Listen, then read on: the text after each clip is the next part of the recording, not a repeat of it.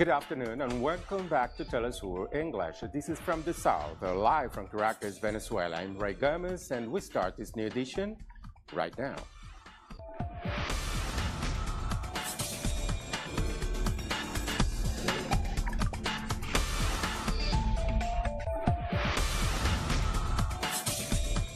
On Sunday, over 2.26 million people turned out for the Catalan independence referendum, and 90% of them voted in favor of secession. However, police brutality on the day marred the vote. Images spread across social media of police firing rubber bullets, hitting people with batons, and violently removing potential voters from polling stations. At least 800 people were reported injured. Despite the repression, many polling stations remain open, especially in areas supervised by the police force. Although many Catalans see the vote as a huge success, the ballot will have no legal status as it had been blocked by Spain's Constitutional Court, which ruled the vote at odds with the 1978 Constitution. Grandparents, children, women, all crying, everyone suffering, and why? Just because they want to vote, because they want democracy, because they want to be regular people with rights. While the vote did occur as planned, several world leaders denounced the violent crackdown. Britain's opposition Labour Party leader Jeremy Corbyn called the violence shocking and urged European leaders to intervene. And the Venezuelan president Nicolás Maduro added his condemnation of the repression by the Rajoy-led government. I need to confess, we've been seeing images from Catalonia with a heavy heart. Prime Minister Mariano Rajoy needs to answer to the world in regards to what he has done against the people of Catalonia. From Venezuela, I say this from my heart, from the son of Simón Bolívar. Given the history of Venezuela's rebellion, my solidarity with the Catalonian people, all my love for the Catalonian people. Catalonia has the right to democracy, to peace, to liberty.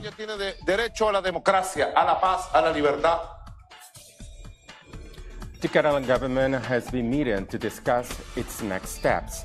The regional president, Carles Puigdemont, said earlier that Sunday's vote means he has a mandate to declare Catalonia independent in the coming days. Our correspondent Joan Ortiz-Zara has the details from Barcelona. We are reporting from downtown Barcelona. The number of injured has risen to 893 people after the violent scenes of police repression at the polling stations on Sunday. According to the Spanish government delegate in Catalonia, the goal was to confiscate the referendum material, i.e. ballot boxes and ballots. But the result was this. Hundreds of people were wounded, almost 900.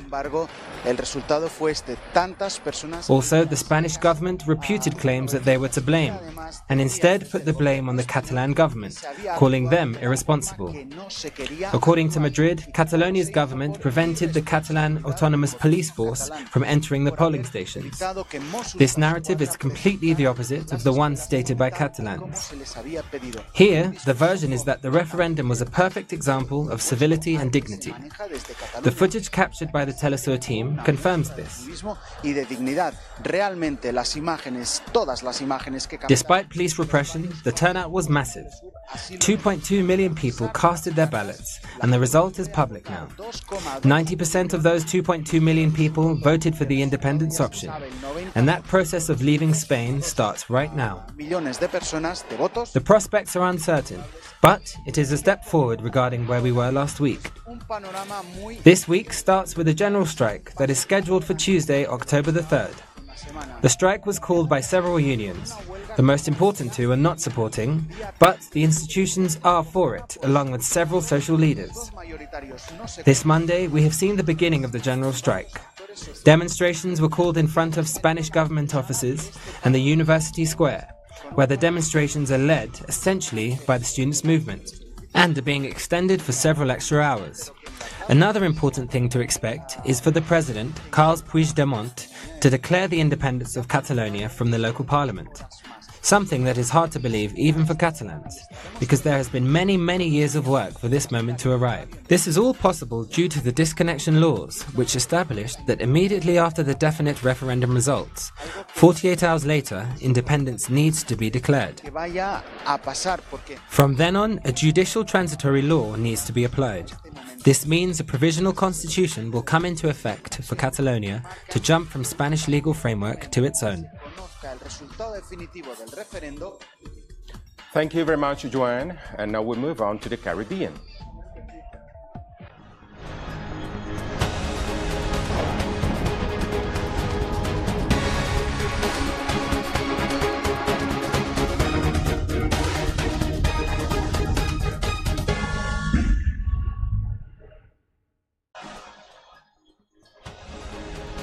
"13 days after Hurricane Maria wreaked havoc across Puerto Rico, the governor Ricardo Rosselló says the distribution of fuel is gradually being restored. But the humanitarian situation in much of the island remains critical, with no electricity or communications. Shortages of water and food are also widespread. The U.S. President Donald Trump is due to visit Puerto Rico on Tuesday.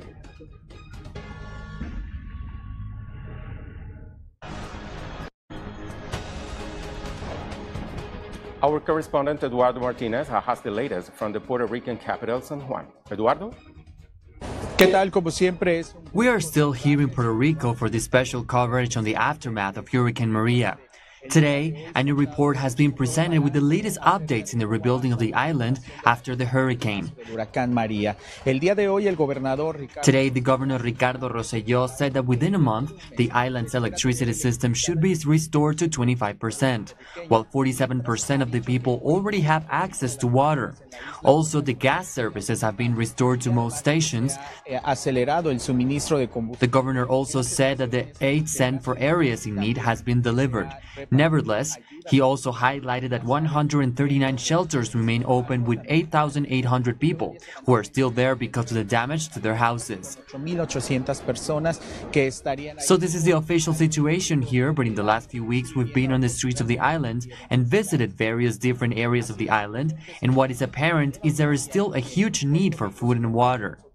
This is the information we have after almost 2 weeks since the storm devastated a large part of the Puerto Rican territory. It was Eduardo Martinez from Puerto Rico, and the relief effort in Dominica is slowly reaching more of those affected by Hurricane Maria, which destroyed much of the Caribbean island more than 2 weeks ago. There are still severe shortages of energy and water, but supplies are now reaching most of the outlying areas. Hotlines have been set up, and many medical facilities are working with help from international teams.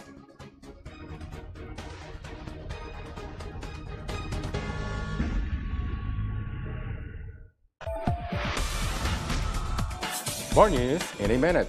Stay with us.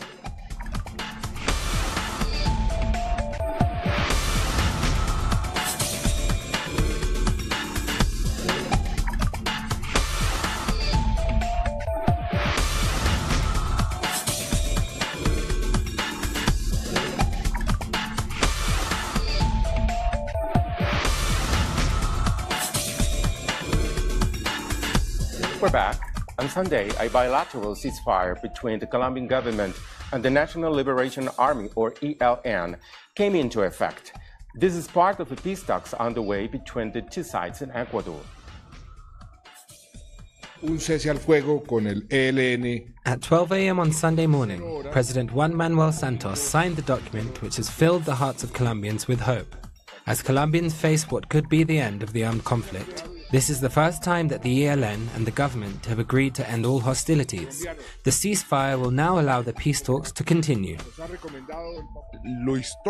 The bilateral ceasefire is one of Colombia's most historic moments, and since the death of Gaitán in 1948 till today, it will be the first time that we will not have any political violence. So this is really good news. But it is also a really strong humanitarian message that is given to almost 7 regions in the country where the ELN operated, as well as populations that live in regions littered with mines in the middle of the combat. This is important news. 3 months is the duration agreed for the ceasefire, lasting until January 9. While the news has spread hope, the concerns have not yet disappeared. Some parties in Congress have called on both the government and the ELN to respect the protocols agreed regarding the protection of social leaders and human rights defenders when the ceasefire begins. The regulations established by the United Nations, the Catholic Church and all of the parties involved will need to be verified, because they will need to be effective in order to help reduce the violence against social leaders. We need to clarify what is behind the crimes that are committed against the population that is simply defending its territory. In the next few months, commissions will be set up to make sure that the ceasefire agreement is fulfilled. This will also prevent any incidents that could sabotage the agreement. The Catholic Church will be in charge together with 50 members of the United Nations, who were also involved in the peace process with the FARC. Despite this, fears remain, as there is still a paramilitary presence in the regions. Free movement zones and ways to verify the agreements are being created, but this will be substantially different depending on the location. Obviously, it will be complex in the Choco department where there are fights within the ELN and the Gulf Cartel, because at any moment the military could intervene. The commander of the ELN, Nicolas Rodriguez, has promised that the ELN is committed to fulfilling the bilateral ceasefire, and the Colombian military will suspend all actions against the former guerrilla group.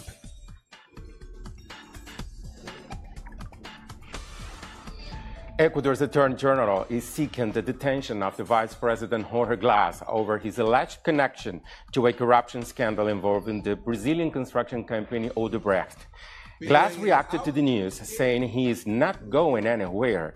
The Vice President has repeatedly denied any wrongdoing and said he would welcome a trial in order to clear his name.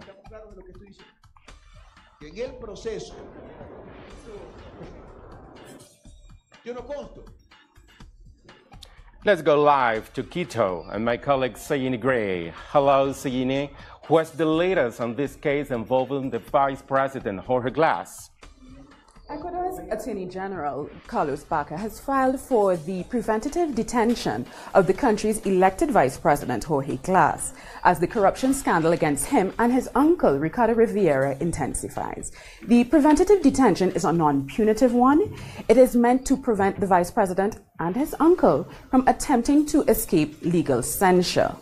Now, Vice President Glass has responded to the corruption charges against him. These are corruption charges in relation to the Odebrecht Construction Company. The Vice President is being accused by the company's former Ecuadorian director of accepting bribes. Vice President Glass had vehemently denied all of those charges. He says he is innocent, there isn't a scrap of evidence against him, and in fact, he is very confident that if the case were taken to court, he would be completely vindicated. Now, this is a fast developing story, so we are continuing to follow it. We will keep you updated right here on Telestio Television, on our website, on all of our social media accounts as it develops. So I encourage you to continue to watch us. But right now, that's it for me in Quito, Ecuador. Back to you in Caracas, Ray. Thank you very much, Sayini Gray from our correspondent's office in Quito, Ecuador. And we go on.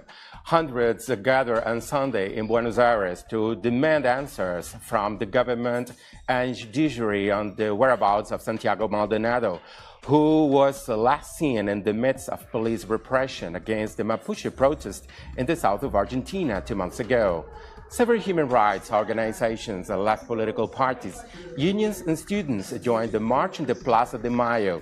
Similar protests took place in dozens of Argentine cities, as well as in Chile, Ecuador, Brazil, France, Britain, Italy, Canada, and Germany, according to the organizers. The truth is that I didn't think that this could happen again in a democracy, that someone would dare to make someone disappear. Argentina came very far for this not to happen again. All Argentines fight a lot. I'm almost 60 years old, and we fought a lot so this would not happen again. So we will all keep fighting until this ends. We'll be back very soon. Stay with us.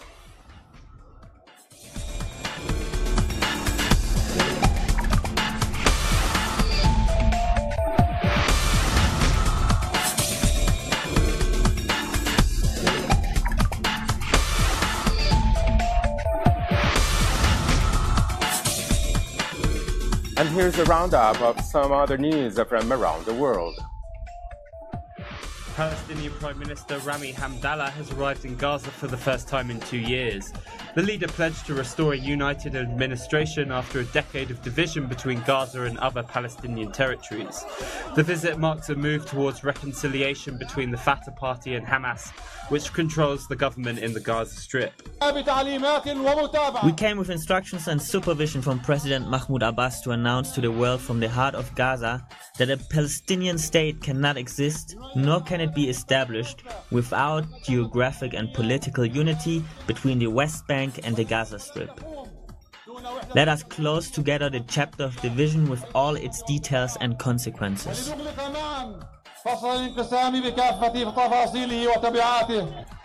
Civilians continue to flee one of the last towns held by the Islamic State group in Iraq, as Kurdish ground troops and Iraqi security personnel push to liberate the area around Hawaji, just west of Kirkuk. The offensive has seen close collaboration between the Iraqi government forces and Kurdish Peshmerga troops.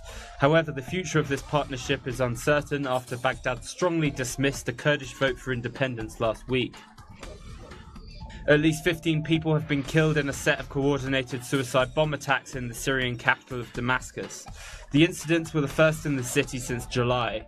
The first bomb reportedly exploded near a police station in the Al Madin neighborhood and was soon followed by 2 more blasts from lone suicide bombers. No group has yet claimed responsibility for the attack. The tourist island of Bali has been left almost deserted as travel warnings remain in place over the imminent eruption of Mount Agung. Tourism is crucial to Bali's economy, which is Indonesia's 4th highest earner of foreign currency. Over 100,000 people have fled the area since authorities placed alert levels at their highest level last month. The last time Mount Agung erupted was in 1963, when more than 1,000 people were killed. In situations like this, guests are departing because they're afraid of the volcano, they're afraid of the eruption. Some are still here to dive and snorkel, but our income is getting short. At least 50 people have been killed and an estimated 400 more hospitalized after a gunman opened fire at the country music festival in Las Vegas. The gunman has already been named as 64-year-old Stephen Paddock, a local resident who reportedly turned the gun on himself when police entered the 32nd floor of the Mandalay Bay Hotel where he was hiding out. Around 22,000 revelers were in attendance at the Road 91 Country Music Festival, where Paddock opened fire. The incident has been described as the deadliest shooting in recent U.S. history. The Islamic State group has published a statement saying it was responsible for the attack, but the authorities seem to have cast doubt on that claim. Our correspondent in Washington, Jorge Gestoso, sent this update from the shooting in Las Vegas. Jorge? Thank you very much. The latest report places in at least 58 the dead, 550 the injured of this massacre. There is no connection, according to authorities, with international groups so far, but the AP agency, Associated Press, quotes a report with no foundation that ISIS has claimed responsibility and says that Stephen Paddock, who is the person who killed this enormous amount of people, supposedly was becoming a member of the Muslim some time ago. President Donald Trump has spoken, and he said, and he qualifies this event like an act of pure evil. He says that the FBI and local authorities are investigating, that the U.S. flag will be placed at half-staff. He will meet in Las Vegas. He will be there talking to authorities, and he was expressing his condolences and praying for the people who has been injured in this massacre, the worst massacre, the worst shooting in the U.S. history so far. Indeed. Thank you very much, Jorge. Jorge Gestoso from Washington, D.C. We've come to the end of this midday news brief. These and many other news, you can find them on our website at telesurtv.net/English.